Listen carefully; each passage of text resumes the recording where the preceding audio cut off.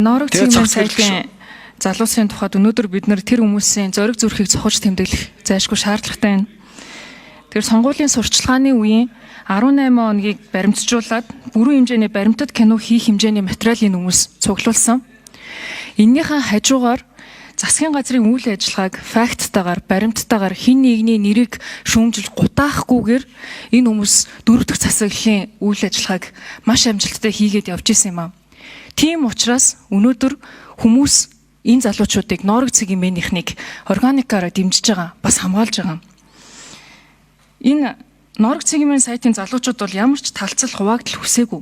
Энэ залуучууд бол эрүүл саруул эрх чөлөөтэй улсад л амьдрахыг хүсэж байгаа. Тэр хүрээндээ хараат бусаар үйл ажиллагаа явуулахын тулд олон нийтээс санхүүжилтийг босгоод энэ баримтат киногоо хийе гэд ил зарлаад явсан. Энэ баримтат киногоо удахгүй нийтэд зарлах гэж байна гэд хэлэхэд хэдхэн хоногийн дараагаар хойшлуулшгүй ажиллагаа гэдгээр баримтчилгаа болсон. Ийм баримтчилгаа болцсон байхад иргэн хүний хувьд, их хурлын гишүүний хувьд бид нар зүгээр хараа суугаад гэж болохгүй. Манай улсын үндсэн хууль дээр байгаа манай нийгмийн үнэт зүйл маань энэ. Бид нар хизээч энтэй эвлэрч болохгүй зүйл юм аа. Тэр утгаараа бид нар Ноорогийн залуучуудаа хамгаалсаар байх болно. Тэгэхээр нэг асуулт асуумаар байна. Энэ сонгуулийн 18 оны баримтат кино гэд бид нар ярьж байгаа. Нэг зүйлсээ байна л да. 24 оны сонгуул болохоос 2-3 сарын өмнө 37 хөтөлбөрийг одоо тухайн үеийн эрх баригч нам Монгол Ардын намаас санаачлаад 658 тэрбум төгрөг гаргацсан байна гэдгийг энэ нээлттэй нийгэм форумаас тайлан дээр нь гаргаж өгсөн. Тэгэхээр жишээ нь Ноорог цэгмийн сайтын гаргаж байгаа энэ баримтат кинон дээр энэ тайлан дээр бичигдсэн байгаа шиг үйл ажиллагаануудыг системийг илчилсэн байвал яах вэ? Бид нар энэ киног үзэх боломж нь байгаа юу? Ер нь энэ үзэгчид Монголын ард түмэн энэ кинон дээр юу гарч байгаа талаар харах уу?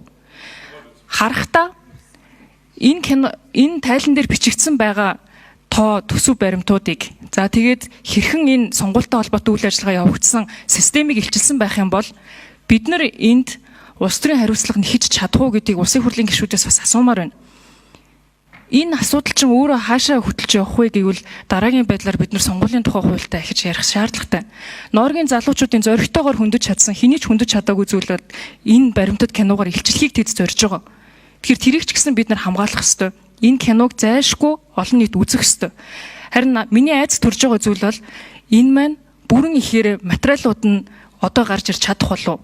Тэр зүйлсүүдийг гаргаж тавих зориг зүрхийг нь мохоочоогүй байгаа даа гэдгээс бол айж байна.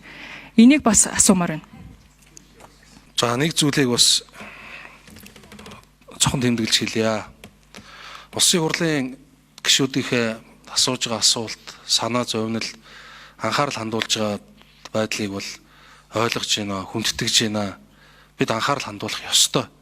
Үнэхээр ийм зүйл болж байхад бид нар хүний эрх хэрэгчлөө зөрчигдөхгүй байхыг, хэвлийн хэрэгчлөө зөрчигдөхгүй байхыг хянах ёстой. Энэ байр суурийг бол хүндэтгэж байгаа шүү. Гагцгүй нэг талд эрүүг эерэг хян шийдвэрлэх ажиллагаа явагдаж байгаа. Учираас ингээд ийм тодорхой төрлийн асуудлууд дээр зарим зүйл нь тодорхойгүй, зарим зүйлийг хэлэх боломжгүй. За ийм асуудал байгаад байгаа шүү гэдгийг юуны төрөнд онцолж хэлье. За тэр кино гэсэн асуудал яриад байгаа. Яг үүндээ тэр кино ямар агуулгатай, ямар явааг мэдэхгүй байна. Гэхдээ үзлэг хийгээд хурааж авсан эд зүйл тоо ёсороо байх штэ. Энэ ерөөсөө эрүүгийн хэрэг хян шийдвэрлэх ажиллагаанд тавигддаг наазахын стандартуудын нэг. Эндээс уустах, алга болох, үрэгдэх ийм байдал ерөөсөө гарч болдоггүй. Хуулиараа энэ мөрдөн шалгах ажиллагааны хамгаалдаг энэ эрүүгийн үеийн холбогдох зүйл хэсгүүд ч гэсэн мөрдөн шалгах ажиллагааны тодорхой журам зөрчихийг эрүүгийн хэрэг болгоод хуульчлагдсан байдаг. Ер нь энэ эрүүгийн хэрэг хян шийдвэрлэх ажиллагаа явуулж байгаа хүмүүс бол нэг талдаа хууль сахиулаад дээр хутганы нэрэн дээр явдаг хүмүүс. Буруу алхахад л өөрсдийн яг энэ хуулийн дээр заац хариуцлагууд байдаг учраас тэгэхээр энэ дээр бол тэр хууль заасан үндсэл журмын дагуу явуулахад ямар нэг байдлаар контент алгуулах, агуулга үгүй болох юм явахгүй болов гэж бодож байна. За тэгээд яг зөвөр улсын хурлын гишүүнийхээ хувьд хэлэхэд үнэхээр тийм сонгуулийн луур булхаа ийм зүйлийг илчилсэн юм байвал гараасаа гэж бас хүсэж байна. Амаргүй сонгуул даван туулсны хувьд, олон удаагийн амаргүй сонгуул харсны хувьд үнэхээр манай тогтолцооны талаар болохгүй бүтэхгүй зүйл байгаа бол тэр илчлэгдээсэ гэж яг хувь хүнийхээ хувьд байр суурийн хувьд хүсэж байгаа.